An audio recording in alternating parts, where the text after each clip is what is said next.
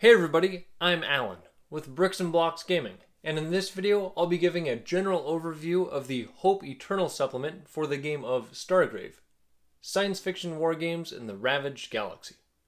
This is the third full-length add-on for the game, and focuses on solo and cooperative play.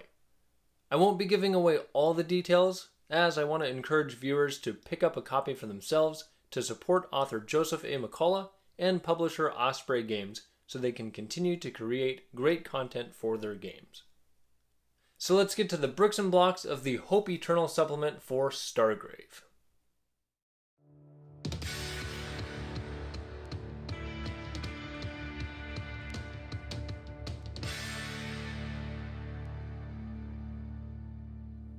The majority of this supplement is focused on a 10 scenario campaign that can be played either solo or cooperatively. However, it isn't a standalone game, as a copy of the main Stargrave book is still required to play this. The introduction talks about how the campaign is a good guys versus bad guys story, as opposed to a cash and grab challenge of the usual Stargrave book that can fit into whatever narrative a player wants to explain why their crew is collecting loot. And the story for this supplement has the players trying to strike a major blow to the pirate fleets that control the Stargrave galaxy. And the author talks a little bit about some of the inspirations for the narrative of this campaign. One thing missing from this book, compared with the previously released Quarantine 37 and the Last Prospector supplements, is new commander backgrounds, new powers, and new soldiers.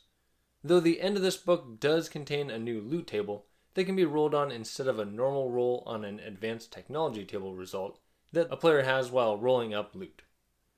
And this table includes 20 new pieces of gear that can be found or purchased. There's also rules in the book for playing scenarios completely underwater and playing in locations that are plagued with high radiation levels. These rules are used for scenarios in this book, but can also be used for custom scenarios that players choose to create. The supplement has some new rules for playing solo or cooperatively that make this campaign a little different than the solo content found in the Dead or Alive add-on and the Quarantine 37 supplement. A big change is regarding enemy AI, which changes how they'll activate, leading them to having less wasted actions, and will allow them to seek cover, not just shoot, then stand out in the open like the main book calls for. This is important as now these are the main adversaries, not just some random nuisance that shows up to get in the player's way of escaping with loot. There's some specifics about forming crews for the campaign, recommending new crews or crews starting with 10 or less total levels that were previously gained. When playing co-op, one player can use a newly created captain while the other a new first mate. Or both players can use a first mate powered up to level 7. With one of them serving as the captain for gameplay purposes. Both players get half their usual starting credits and can only take half the usual number of soldiers. And experience points can be split or distributed however the players see fit. However, the campaign uses a different experience table than what's found in the main book that surprisingly doesn't give experience points for taking down uncontrolled creatures or for unlocking loot. But each scenario has some large bonuses that can be given based on certain actions the crews take part in during the battles. And I'll point out that loot unlocking powers will give experience points, as the wording against this is only found in the main book's experience table, not the one used for this campaign.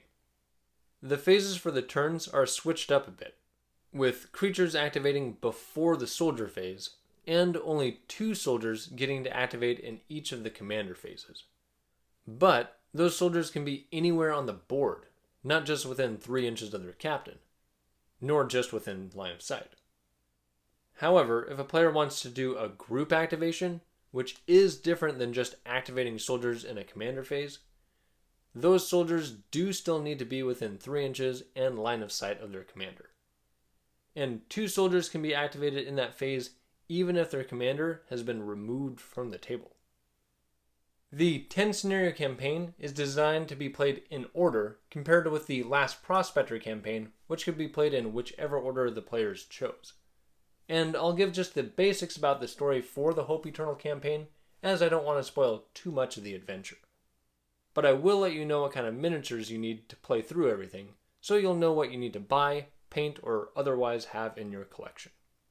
The campaign starts out with the crew being commissioned to find intel about and save a prisoner, but the crew gets caught up in bigger events, and it turns into an epic quest to try to take down 2 giant pirate fleets.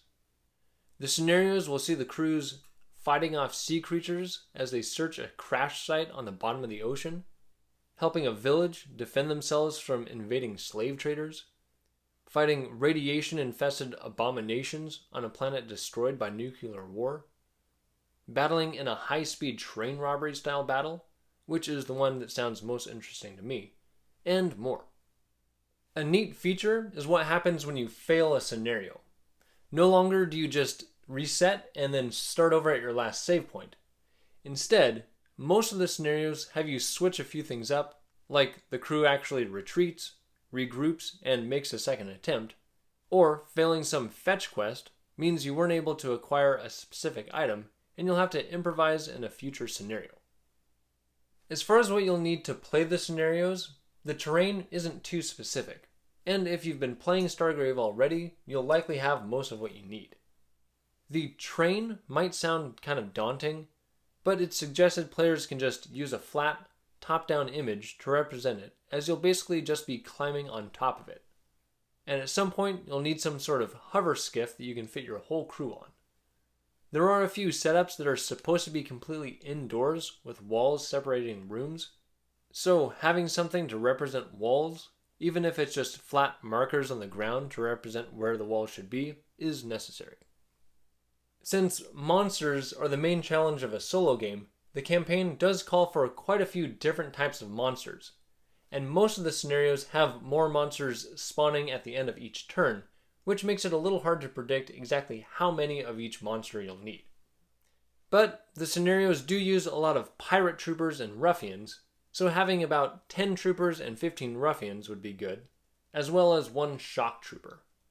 You'll need 10 to 15 primitive barbarians, or any melee Frostgrave figures would work, and 3 barbarians that are riding horats, which are rhinoceros-type creatures, a giant rancor-like creature, and about 15 smaller spawns of this creature, 10 to 15 large sea snakes, 1 large crustacean, 10 to 12 drones, 12 to 15 large cockroaches, 2 radioactive abominations, 5 brutish humanoid mutants, 8 to 10 slaver bots, 2 repair bots, and 2 unique characters.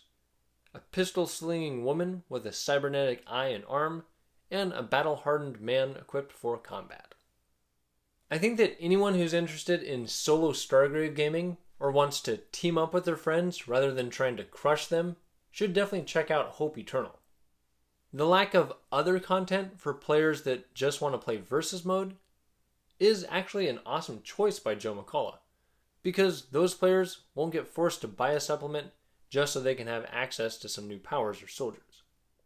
While I haven't played the scenarios in this book yet, they do look like they could be brutally difficult with the unlimited spawning that some of them have, which was a problem in Frostgrave's solo supplement, Perilous Dark, which featured a few scenarios with this mechanic, while the other scenarios in that book weren't so difficult. So some players, especially those using this as an opportunity to get a significant other or one of their kids into the game, might consider reducing the number of enemies that appear, because I think some of the battles will take some very planned out strategies and luck even for experienced players to see victory. I'll be releasing a strategy video with some tips for going solo or co-op in this campaign, so be sure to subscribe and hit the notification bell so you won't miss that video. And let me know in the comments if you plan to get the Hope Eternal supplement. I'm Alan with Bricks and Blocks Gaming. Thanks for watching and play well.